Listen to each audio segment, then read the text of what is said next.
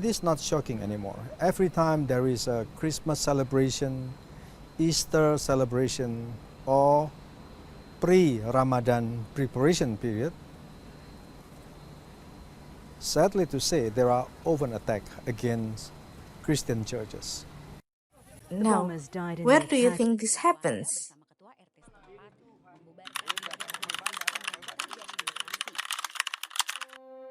Yes, you are right. It's Indonesia. Indonesia is a multicultural country that claims to uphold religious freedom and is strongly committed to implementing tolerance with the motto of unity in diversity or Bhinneka Tunggal Ika. According to the data from the Directorate General of Population and Civil Registration, Ministry of Home Affairs, in 2021, the Indonesian population is 272.23 million people, with Islam being the most populous religion with 86.88% of the total population. Welcome to Bali. In 2022, the Religion Forum Art20 International Summit of Religious Leaders was conducted in Indonesia. The summit brought together religious leaders from around the world to produce recommendations addressing religious conflicts worldwide. To ensure the implementation of religious moderation in Indonesia, Joko Widodo signed Presidential Regulation Number 58 of 2023 as a guidance for the central government, regional government, and the religious communities in order to strengthen religious moderation. However, religious conflicts continue to be one of the challenges faced by Indonesia until the present, given the existence of conflicts in recent years. So let's reflect on what happened in the West, where much skepticism is directed towards the West as anti-Islam community, with the context of United Kingdom, specifically Edinburgh. About 1,500 mosques spread around the UK, 200 of which were purposely built, and the rest were the result of the conversion from the houses and other buildings, as part of their attempts to express and perform their religiosity regardless of the number of the communities, whether majority or minority. This number was gradually increasing as there were approximately 1,800 mosques in 2017.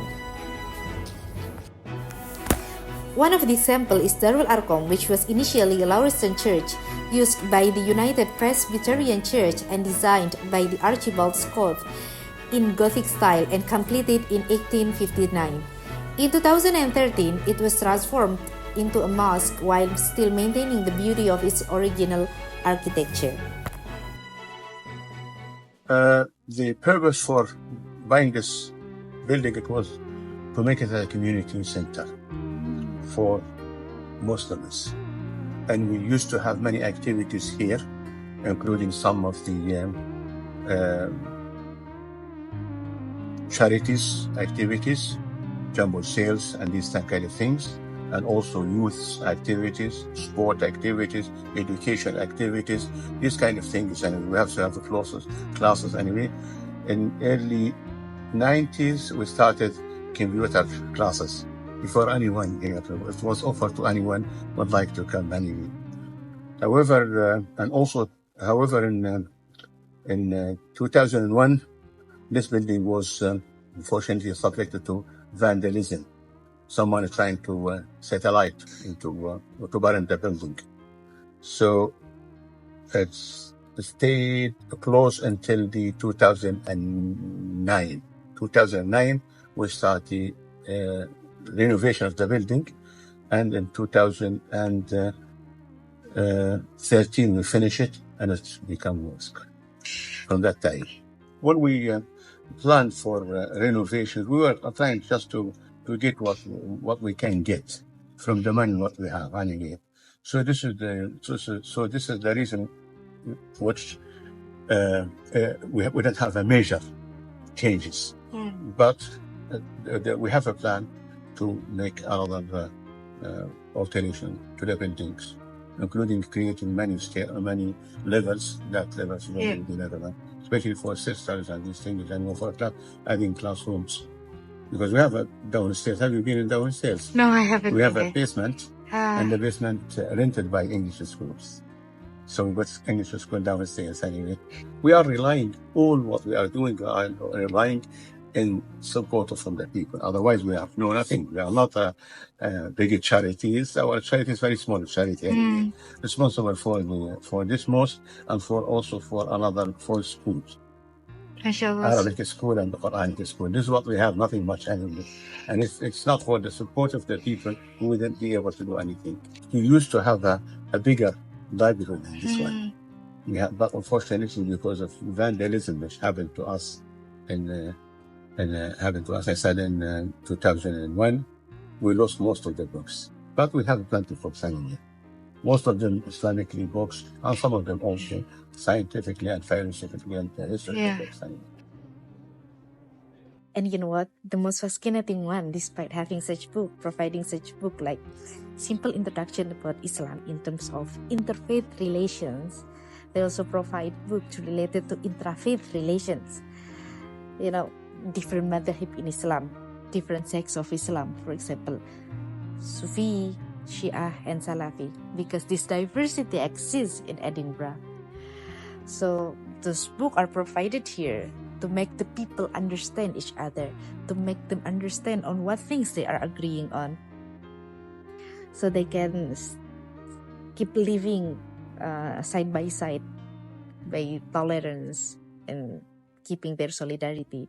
So this is actually very important action done by the mosque organizers. Darul Arqam is well known for being the most accommodating mosque, welcoming many Muslim community events. Some events are also held not only for Muslim but also for non-Muslim communities. For example, a monthly seminar organized by Sheikh Amin Buxton, mostly focused on Islamic history, serves to introduce the beauty of Islam to the broader community. So I call myself a community imam. So it's a bit, I'm not a mosque imam like the people here, and that means I'm not restricted to one place. And I've always avoided becoming a mosque imam, because then you're very much tied to that place, the prayers, and you can only speak to that one segment of people who come to the mosque. And we all know that that's only a tiny percentage of the people, the Muslims out there, or the non-Muslims. So I have a variety of different roles. It's taken time, to get to that. So I do have one, what you've seen our kind of teaching sessions we have, our gatherings of dhikr. That's kind of, in a sense, the spiritual needs of the community, educational needs of the community. And then I have a role here, which I'm the visits coordinator. So like you might have just seen, I had lots of kids, school kids, every all the schools, when they want to visit the mosque as part of their education, they come. I arrange the visit, and then I tell them, explain to them about Islam, and try and make it fun, try and make it, welcoming for them. Fascinatingly, Darul Arqam is located just near a Catholic church and has had no conflict so far with the Christian communities as the majority community in Edinburgh. It is complex because there are Christians who believe, and then there are nominal Christians who say they are Christians culturally, cultural Christians as well. So the Christians here, this is a church that believes in God and believes in the Bible and in Jesus Christ. So there are formal organizations like the Interfaith Association in Edinburgh, which brings together people and sometimes leaders, sometimes not leaders, from different faiths, from the Jewish religion, from Islam, from Sikhs, Christians, Roman Catholics. They sit together. Yeah, together. And they have, that organization has been around for quite a while. Yeah. And sometimes the authorities, the city council will turn to them, or the police will turn to them and give them information, or there'll be two-way information if there are issues. I have visited the Central Mosque many times.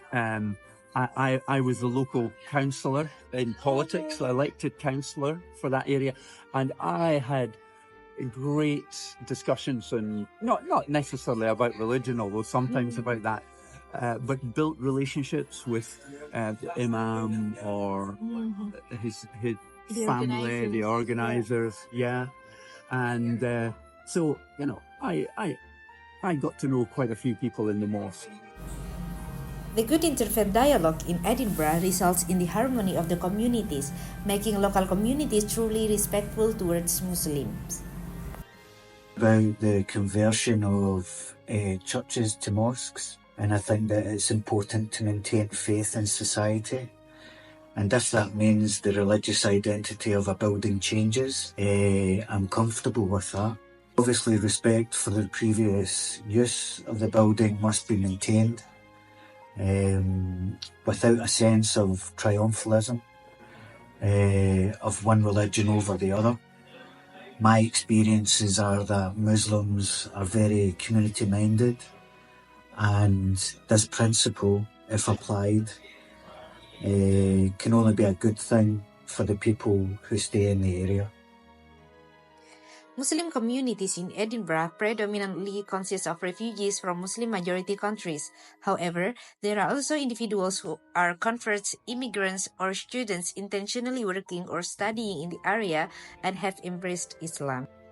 Yeah, I think Edinburgh is a lot more diverse, a lot more established, bigger mosque, bigger community.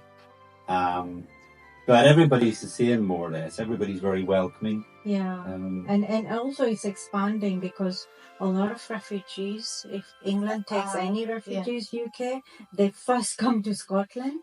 Like the Syrian refugees first came here, Afghani refugees come here. So the Muslim population is getting bigger and bigger. Right now, I think it's 1% is Muslim population here. So it's good for us because we have a lot of Muslim around us and we can do a lot of things and you feel comfortable. I think the Muslim community is very supporting in Edinburgh. Yeah. But I think the thing about Scotland is you've got quite a few Muslims who are on television, or for the First Minister is a Muslim. The leader of the Labour Party in Scotland, he's a Muslim. So Muslims have really come out and got strong positions in the community and politics. So they're playing a really active part in politics. And the government of Scotland really supports the Muslim community as well. It doesn't Islamophobia, like they make it aware. The Scottish people in generally are very tolerant and very inclusive because they themselves have suffered. I think the early Muslims were discriminated against. Even the Scottish people from the British, they went through this history of discrimination.